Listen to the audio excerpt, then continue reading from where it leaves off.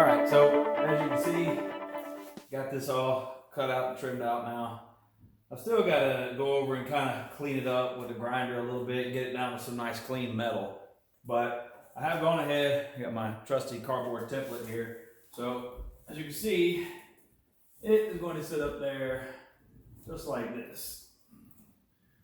That way we're still open for this hole. I think something might mount right there on that hole. But I'm going to plug weld it all the way down through here. I got a little cut made in it right here because you can see where my piece of metal is flexing right there. So obviously I'm going to have to bend the new piece of metal where it'll fit. And right here too, it's going to bend down and in. I've got a piece up here where we'll plug weld there, plug weld down through here, this piece, here. And then on the back side, there's a couple spots where we're going to plug weld it as well. So now, next step is for me to transfer this over to sheet metal, cut it out with the old plasma cutter, or I don't know, I might cut out with a cutoff wheel. We'll see which way will work out easier. Then set it up here. I got to clean all this off and set it up here. And oh yeah, I got to drill a bunch of holes too. You see I got all the holes marked on the back side of it. So cut it out, drill all the holes, get this all prepped up and ready to go, grind it all off, throw me a dust coat etch on it. Then it'll be time to fit it up and start welding and grinding again.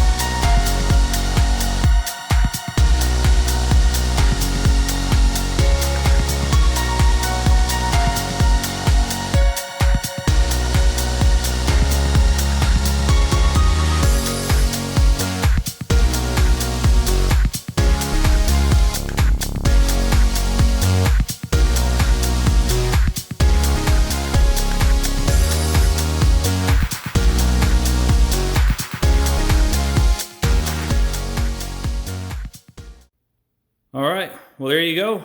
Both sides all worked in all the way. I kind of spared you the same routine on the passenger side as the driver's side. I just went ahead and did it. Figure once you see one side, you've seen the other one. So now, let me show you this back side right here, because we've still got some work to do back here. You see, obviously you can see where all that still has to be all kind of blended in and reinforced and strengthened. Next up, I've got to, before I rebuild that, I want to go on and try to get this upper tie bar squared away just a little bit. Now I'm going to, I want to put the intercooler in, and the intercooler kind of goes in the center of the radiator support. You'll see where it is in just a minute. The condenser will be up next. Now you see that little mount right there, and that one right there hiding behind that frame mount. Those are the bottom mounts for the condenser. Now, the top one is right here. Now, there's a little bit of a gap between those two. I can slide that bracket in there, but it can't come up high enough. And as you can see, I've got this marked right here. I'm going to cut this out of the bottom section of that 77 radiator support on both sides. Hopefully that'll let that bracket recess in there just enough that it can, so that I can put the condenser in there. Golly, I'm tripping over my own words here. So I'm gonna cut that out and see if we can get that going.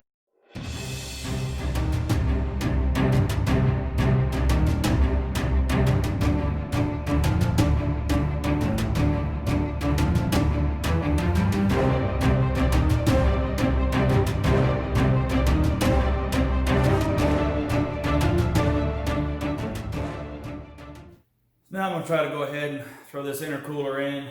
Now we got it clearance for our brackets there. Now, if all this works, you know, the way I hope it will, then I can always just come back and just kind of brace the insides of these cutouts up. That's not really a big deal there. So let me see if I can get this intercooler in, see if it fits.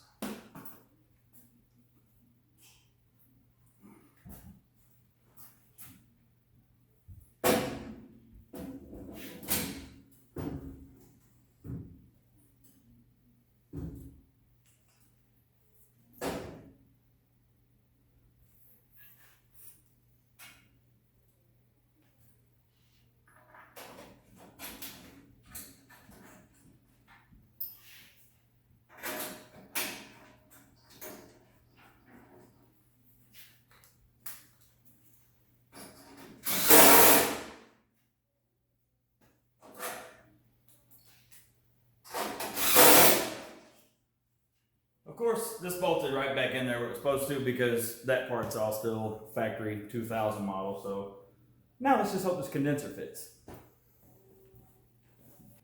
Now you can see how the brackets are made, so you can see how this kind of sticks way up in there behind. This has like this little foot that the end of the condenser sits in. So let's get our condenser and got some bolts here. Ugh, yucky, where it's been sitting outside for a year.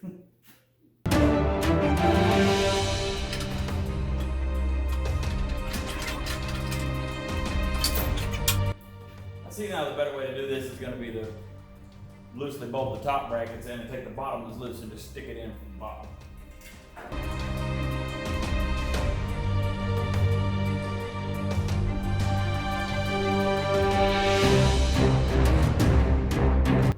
New plate. Cut an access hole right there.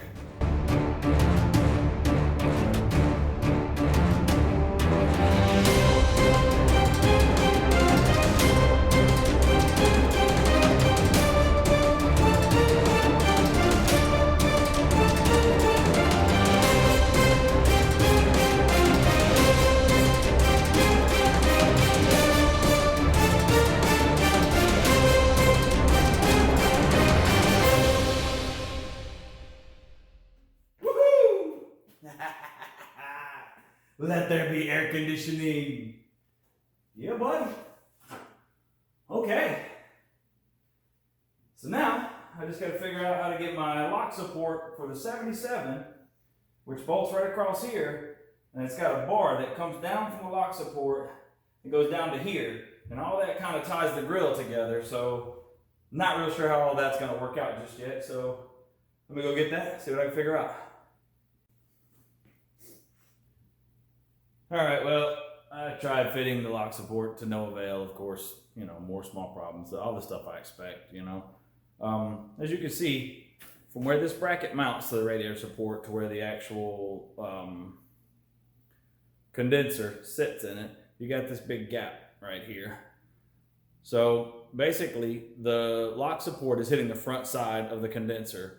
So what I'm gonna do, I measured from the back edge of the condenser to the farthest sticking out part of the radiator support right here. I've got 1 inch that I can spare that'll kind of put it right up against it. I think 1 inch might get it. So what I'm basically gonna do is I'm just gonna cut this dude right here, all 4 of them, this one too. I'm gonna cut all 4 of them. I'm gonna cut 1 inch out of them. I'm gonna weld them back together. First, I'll just kind of tack them together, stick it all up there, and hope it works. So here we go. Now I gotta remember which one goes where.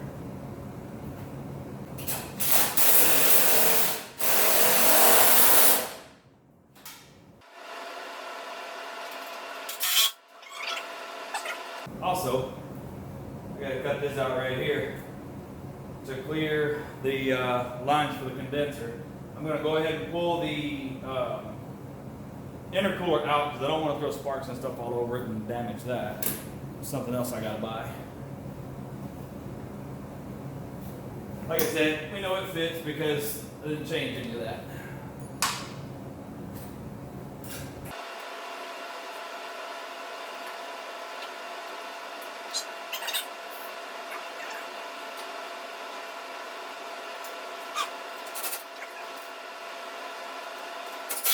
Alright, well, this side's good. Plenty of room. So this one, this was the one where the bracket was like kicked way to the side, and I didn't account for that when I shortened it, that it would move it over. So I'm gonna have to cut it back loose. What I'm gonna do is I'm gonna stick this on the bottom. I'm gonna stick it to the bottom of the condenser, and then I'll go ahead and kind of tack this, or I'll probably go ahead and put the bolt through here and then just kind of tack it in place together. I'll probably have to come back and just kind of make it work, but if I can get it tacked in place, it's good. But first thing I gotta do is cut those spot welds off.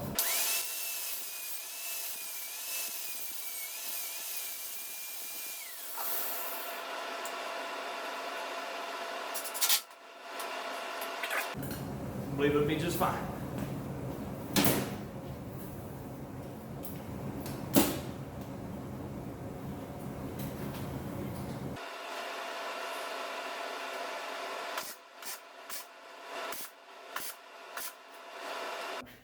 She's definitely tucked back in there way further. It's almost flush now.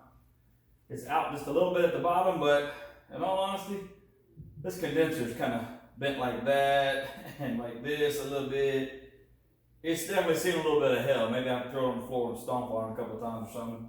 I don't know. If it's not too expensive, maybe I'll just get a new one. Generally, I can get one aftermarket. They're not too bad. So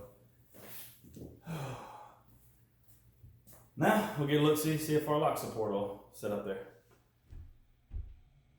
All right, well, I'm gonna wrap it up with that because as you can imagine, the lock support was not a simple bolt-in procedure.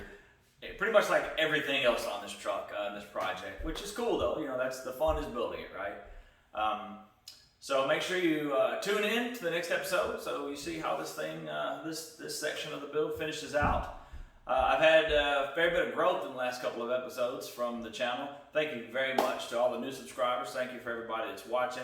Go tell 74 friends because, I don't know, I get a kick out of seeing every time it pops up a new subscriber. And it does help drive me that much more when I'm building it, you know, when you get into dark days and you think, screw it, I don't want to do it anymore. Thank you so very much for watching. Come back for the next one.